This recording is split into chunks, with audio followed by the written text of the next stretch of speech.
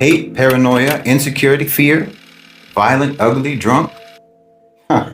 What could be more English than that? And not a dentist in all that whole 150,000 of them, probably. All rallying around a convicted hooligan, convicted fraudster, stalker, drug dealer as their national hero. It's perfect.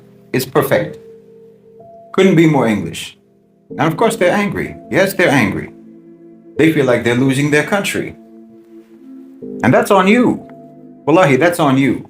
All you immigrants, all you Muslims who went over there, the Africans, Caribbeans, Asians, and so forth, that's on you. Because you believed them. And you never should have believed them. You believed them when they said that they were multicultural, that they're tolerant, and that they could accept you ever being a Brit. You thought that they would treat you, for some reason, I don't know why, you thought that they would treat you one way in your home country and another way in their country. So that's on you. That's your own naivete, your own gullibility. They are monoculturalists, and they always have been. Monoculturalists. They don't even like other so-called white people. That's right. They hate the French. They hate the Germans. They hate the Polish. They hate the Russians. And everyone knows what they did to the Irish, how they treated the Irish. And the Irish just about have to be the most palest skinned people on this planet. No, they're monoculturalists. All the Europeans are. The British are, and the rest of them are. There's no difference. That's why their entire history, just right up until like yesterday, was nothing but endless wars against each other.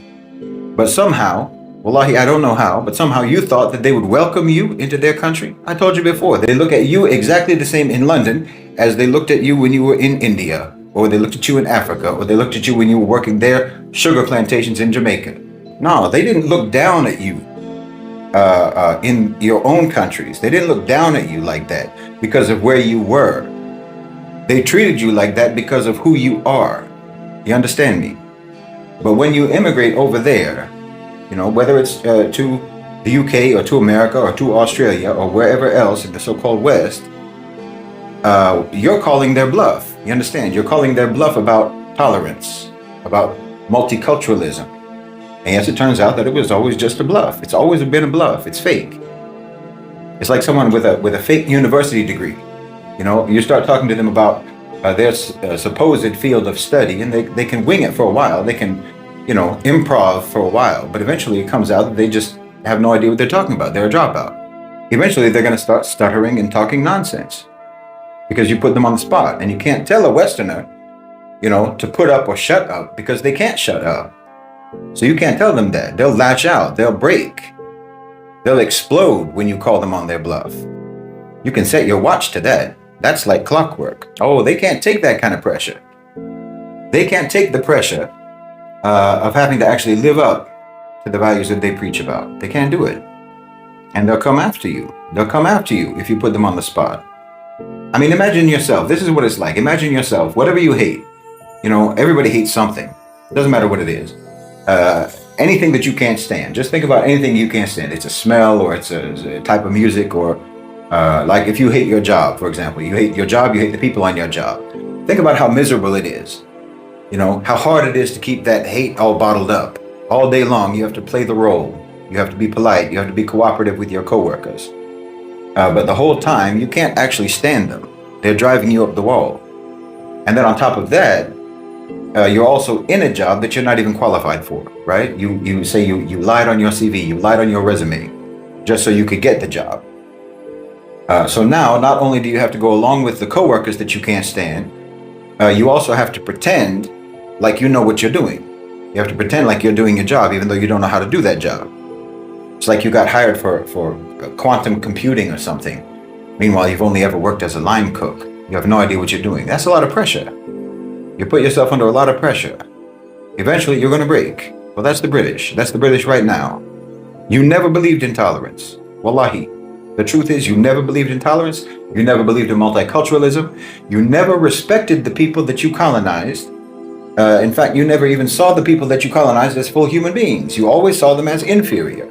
You always saw them as deserving of subjugation, deserving of exploitation.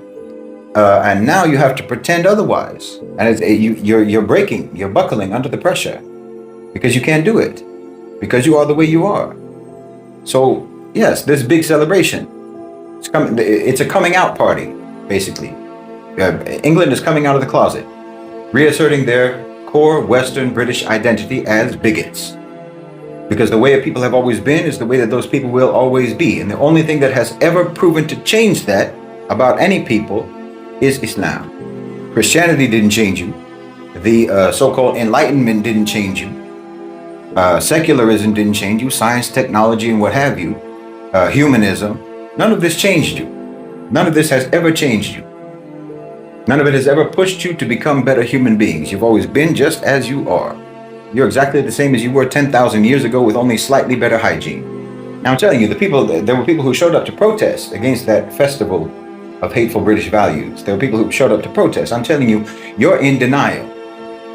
Everyone in the Global South knows that Tommy Robinson is an apt representative of the UK, an apt representative of England.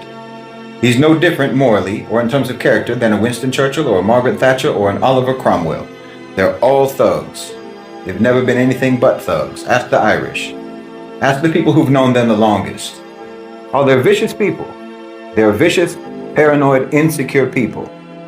Do you know in Ireland, they literally made a law in Ireland that it wasn't allowed for men to walk in the streets with their hands in their pockets because the British were afraid that they might pull out a weapon.